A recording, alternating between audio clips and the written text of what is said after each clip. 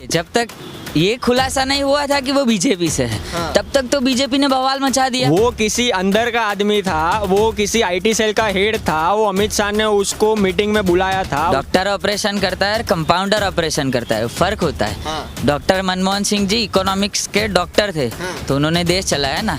आज किसके हाथ में आपने देश दी? तुरंत बुलडोजर चला देते हो, लेकिन यहाँ बुलडोजर नहीं, यहाँ आपकी जुबान भी नहीं चल पाएगी। बुलडोजर तो दूर की बात। अमित शाह है ना अभी तो होम मिनिस्टर, उनके हाथ में है ना लो। अब आइए, भाषण करिए, जो करना है करिए। ये कि आपका नाम जैसे मोदी है तो आसपास के दोस्त भी बोलते होंगे मोदी जी क्या कर रहे हैं देश में। हम उनको एक ही जवाब देते हैं। अब मोदी जी आए कब, लाइफ लाइन में आए कब? 2002 से। अब हमारा जन्म कब हुआ? 1998 को। तो हम तो मोदी जी से भी मतलब ज्यादा आगे है। नमस्कार, मैं ज्योतिष चौहान। दिल्ली से राजस्थान तक, छत्तीसगढ़ से लेकर पंजाब तक, ये मेरे दोनों तरफ आप तस्वीर देख रहे होंगे। ये तस्वीर इन चारों राज्यों में जगह जगह चौराहे पर लगे हुए हैं और लगातार एक सवाल पूछा जा रहा है कि ये बीजेपी का राष्ट्रवाद है या आतंकवाद है। दो ऐसे मुद्दे जिस पर बीजेपी अब पूरी तरीके से घिर चुकी है। एक उदयपुर वाला मामला रियाज, जिसको लेकर सवाल पूछा जा रहा है और बताया जा रहा है कि वो बीजेपी का कार्यकर्ता था, और दूसरा जम्मू वाला मामला जिसको लेकर आईटी सेल का हेड बताया जा रहा है।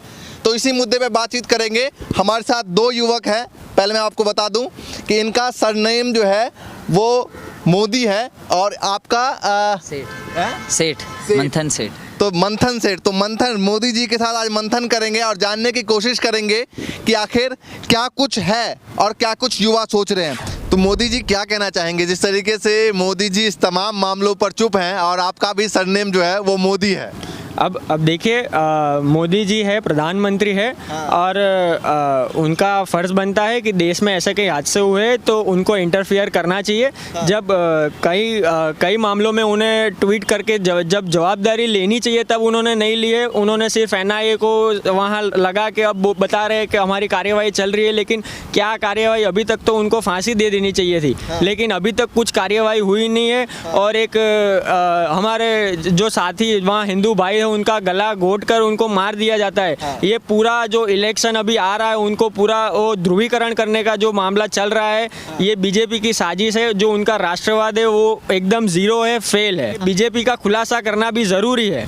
कोई पार्टी अगर उनकी जो बड़ा हिंदुत्व के नाम पे अगर पूरा वोट शेयर ले रही है, तो राष्ट्रवाद के नाम पे ये जो घिनौनी हरकत उनके आदमी ने किया है, तो उनको कड़ी से कड़ी सजा दिलवाने का हक उनको होना चाहिए। चलिए, अमित शाह की तस्वीर भी उनके साथ जो है वो लगातार सोशल मीडिया पर वायरल हो रहा है और पूछा जा रहा है लगातार कि अमित शाह जी, द टेलीग्राफ है अखबार, उन्होंने पूछा अमित शाह जी जवाब दीजिए, क्वेश्चन मार्क। तो देखिए, जब तक ये खुलासा नहीं हुआ था कि वो बीजेपी से है, तब तक तो बीजेपी ने बवाल मचा दिया कि इसको मार डालो, ये कर दो, वो कर दो, फलाना ढिमकाना। कांग्रेस ने अगर कहीं पर किसी निर्दोष व्यक्ति का स्टैंड लिया है तो उसको जातिवाद दिखाया जाता है कि देखिए कांग्रेस तो मुस्लिमों के लिए खड़ी रहती है, इसके लिए खड़ी रहती है, दलितों का स्टैंड लेती है तो दलितों की पार्टी है, इसकी पार्टी है। ये ऐसा माहौल बनाया जाता है।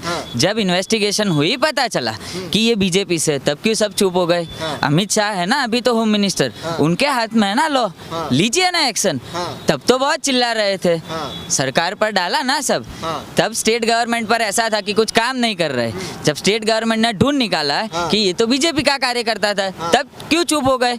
अब आइए, भाषण करिए, जो करना है करिए, लॉ एंड ऑर्डर में। के मुद्दे पे सबसे ज्यादा जो है चुनाव में वोट लिया था बीजेपी, हमेशा जिक्र करती है राष्ट्रवाद का। झूठा है राष्ट्रवाद। जब चुनाव आता है तभी राष्ट्रवाद याद आता है।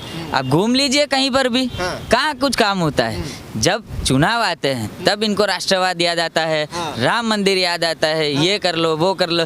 क्या सिंपैथी किससे बटोरी जा सके, किससे जनता अट्रैक्ट होगी, किससे इनको मत मिलेंगे। यहाँ हम गुजरात से हैं, 30 साल से सरकार है, घूम लो पूरे गुजरात में, एक भी रोड सही मिले तो बता दीजिए। अच्छा, एक भी सही नहीं है? भी रोड सही मिले तो आप कहीं पर भी जाओ, मोटा मोटा टोल लेने का। अच्छा। और कहीं पर भी रोड सही नहीं मिलेगा। तो 30 साल से इन्होंने किया क्या? अभी 2-3 दिन पहले गुजरात में थोड़ी सी बारिश हुई तो पूरा शहर पानी पानी हो गया। 30 साल से ये विकास किया। ये मुद्दा सिर्फ डाइवर्ट करने के लिए होता है। पेट्रोल के दाम बढ़ा दिए, ये कर दिया, वो कर दिया, पर जब चुनाव आए तो मत कैसे लेंगे, वोट कैसे लेंगे, लोगों को अट्रैक्ट कैसे करेंगे। बताइए कि आपका सरनेम नाम है मंथन या सरनेम है मंथन? मंथन नाम है मेरा। तो मंथन जी बताइए कि आप भी मंथन करते होंगे कि युवाओं के लिए क्या होना चाहिए और देश इस वक्त किन मुद्दों में घिरा हुआ है? देखिए, एक तो ऐसी बात होती है कि डॉक्टर और कंपाउंडर में बहुत फ़र्क होता है। डॉक्टर ऑपरेशन करता है, कंपाउंडर ऑपरेशन करता है, फ़र्क होता है। डॉक्टर मनमोहन सिंह जी इकोनॉमिक्स के डॉक्टर थे, तो उन्होंने देश चलाया ना। आज किसके हाथ में आपने देश दे दिया है? क्या हालत हो गई इकोनॉमिक्स की, देख लीजिए। यहाँ पर मैं जब छोटा था, जितने रुपए में मैं पढ़ा, 12वीं मैंने पास की, क्या आज का युवा पढ़ेगा? लाख लाख रुपए डोनेशन देने पड़ते हैं। गवर्नमेंट कॉलेजेस सब बंद होने आ रही है और प्राइवेट कॉलेजेस खुल रही है। क्यों? क्योंकि वो बीजेपी के भागीदार है सब। पैसा कैसे बटोरा जाए, पब्लिक को कैसे लूटा जाए। जो पोस्टर लगाए गए हैं, क्या लगता है आने वाले चुनाव में, आने वाले मुद्दों पर इसका इफेक्ट पड़ने वाला है? 100% इसको पढ़ने वाला ही है। जितना ये लोग सोशल मीडिया से डाइवर्ट करते हैं, जनता कोई पागल नहीं है। ये लोग जनता को पागल बनाने के लिए घूम रहे हैं, पर जनता कोई पागल है नहीं, जनता त्रस्त है। ये चुनावी जुमला होता है कि जब कहीं पर भी देख लो, कहीं पर भी कोई चुनाव आया तो ये हिंदू मुस्लिम या राष्ट्रवाद का मुद्दा आ जाता है। जब चुनाव खत्म हो गया तब तो सब खत्म हो गया। तो ये कोई बीजेपी का राष्ट्रवाद उनका ओरिजिनल नहीं है। जो होता है सिर्फ चुनावी जुमला होता है कि चुनाव आया तो राष्ट्रवाद। जो रियाज था उदयपुर वाला, उसको कार्यकर्ता बताया जा रहा है, वो बीजेपी का कार्यकर्ता था। और जो जम्मू कश्मीर आईटी सेल का हेड था, जम्मू का आईटी सेल का हेड था, उसकी तस्वीर अमित शाह जी के साथ है। तो वो लगातार सवाल जो है वो अमित शाह जी से पूछा जा रहा है। तो क्या कहना चाहेंगे, अमित शाह के पास पहुंचना इतना मतलब आसान काम तो है नहीं? तो मैं वही तो बता रहा हूँ ना कि आपके पार्टी के कार्यकर्ता है, आपने क्या एक्शन लिया? पार्टी से तो आप कर दोगे जो करना हो वो, पर न्याय का क्या एक्शन है वो तो लेने दीजिए। इनका पूरा इंटरफेरेंस होता है कि जब उनके कार्यकर्ता होते हैं तब ये लोग बीच में आ जाते हैं कि उसको कुछ नहीं होना चाहिए। अब देखिए, उन दोनों को कुछ नहीं हुआ होगा, कुछ नहीं हुआ होगा ना। इनके कार्यकर्ता है बीजेपी के, तो उनको छावरा जाता है कि नहीं, लॉ एंड ऑर्डर उधर बंद कर दिया जाता है कि नहीं, ऐसा नहीं करना है। अच्छा, अमित शाह जी को लेकर जब तस्वीर वायरल हुई थी, बीजेपी प्रवक्ता ने कहा कि इस तरीके के लोग जानबूझ के बड़े नेताओं के पास घुसने की कोशिश करते हैं ताकि उन पर कोई सवाल ना उठा सके। इस तरह के जो आतंकी लोग होते हैं। अब देखो कि अमित शाह कोई वो ऐसा तो कोई कार्यकर्ता तो है नहीं। अमित शाह देश का गृह मंत्री है, उसके पास इर्द गिर्द कितनी बड़ी सिक्योरिटी घूमती है, और आप ऐसे ही तो किसी को आने नहीं दोगे। वो किसी अंदर का आदमी था, वो किसी आईटी सेल का हेड था, वो अमित शाह ने उसको मीटिंग में बुलाया था, उसकी मीटिंग ली थी कि तुम जाओ भैया ये काम करो। ये अमित शाह का खुद का आदेश होगा शायद, इसलिए ये कैसे कह सकते हैं आप? नहीं देखो, ये कैसे तो क्यों आज तक अभी इतना बड़ा वो आतंकी जाहिर, आप इतना बड़ा राष्ट्रवाद के नाम पे चल रहे हो, बरोबर है, और जैसे ही वो आतंकी जाहिर होता है तो आप उस पे एक्शन क्यों नहीं ले रहे हो? क्यों उसको जेल में नहीं धकेला जा रहा है? क्यों उसको फांसी नहीं दी जा सकती है?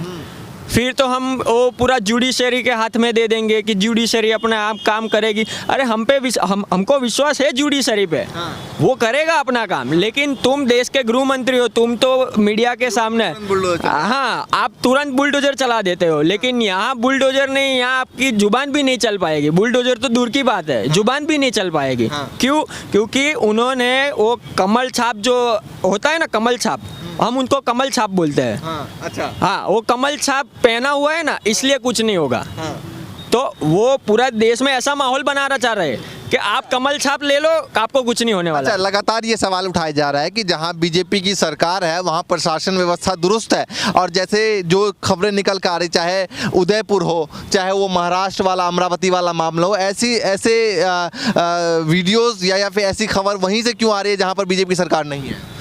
आप देखो कि जैसे यही मामला अगर गुजरात में हुआ होता, तो गुजरात में गली चौराहे पे ये लोग निकल जाते हैं और प्रशासन कुछ नहीं करता। अच्छा। प्रशासन उनको ये बोलता कि आप लॉ एंड ऑर्डर अपने आप संभालते रहो, आपके नेताओं ने हमको बोला गया है कि हम आपकी सिक्योरिटी में हैं, अगर आपके सामने अगर कोई आता है तो हम एक्शन लेंगे। लेकिन आप राजस्थान में देखो, राजस्थान में 4 घंटे के अंदर आरोपियों को पकड़ा गया है। और चारों घंटे के बाद 6 घंटे के बाद आरोपियों को पकड़ा गया और उनको डायरेक्ट कस्टडी में दे दिया गया है। ना कोई उनका पेपर वर्क नहीं हो, कुछ भी नहीं हो, डायरेक्ट कस्टडी में ले गए उनको।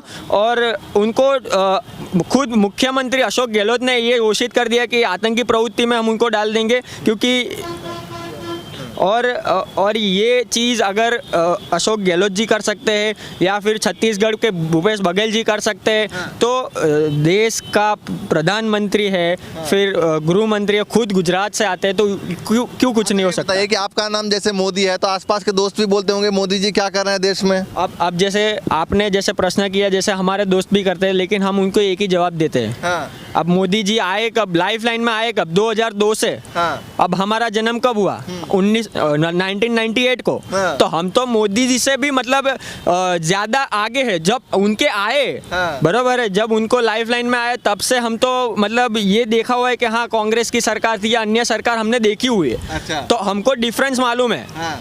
हम तो आइडियोलॉजी को बिलोंग करते हैं। हाँ।